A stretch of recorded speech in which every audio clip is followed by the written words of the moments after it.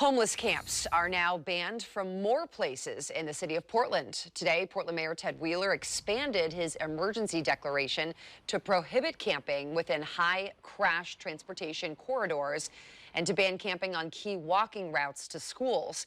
The mayor says this additional action is to ensure the safety of school-aged children as they go to and from school. The declaration bans camping around schools and along priority routes to school.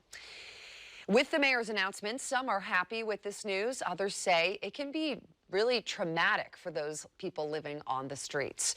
For more, let's get out to Fox 12's Drew Marine. She spoke with a local nonprofit about this and a parent about their thoughts on this decision. Drew?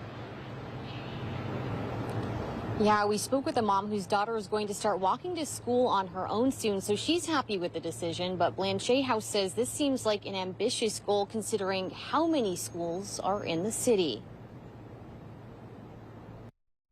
It's a big year for Hannah LaFay's daughter, who will soon be a third grader at Buckman Elementary School. And actually this year, her and her friends are going to start walking by themselves now.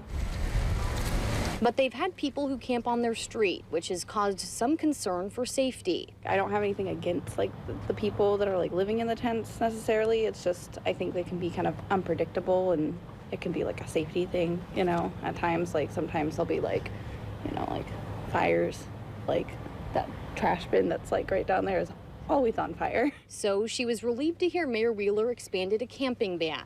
People living outside will no longer be able to camp on some walking routes to dozens of schools across the city, so kids can avoid trash and biohazards like needles. The order includes streets surrounding Buckman Elementary. Sometimes they're having mental health issues that, the kids I don't think need to be dealing with on their own when a parent's not around, or sometimes even when a parent's around. But for local nonprofits like Blanchet House, which help this population, the mayor's decision seems ambitious. It's reasonable to conclude that they will move from those locations perhaps further into neighborhoods. And so it doesn't sound very practical to me, and I wonder if we could be using our energies to address some of the root causes that of the situation we're in right now. Scott Kerman is the executive director and says he understands kids should be able to walk to school safely, but clearing people's tents can be traumatizing for those who are unsheltered.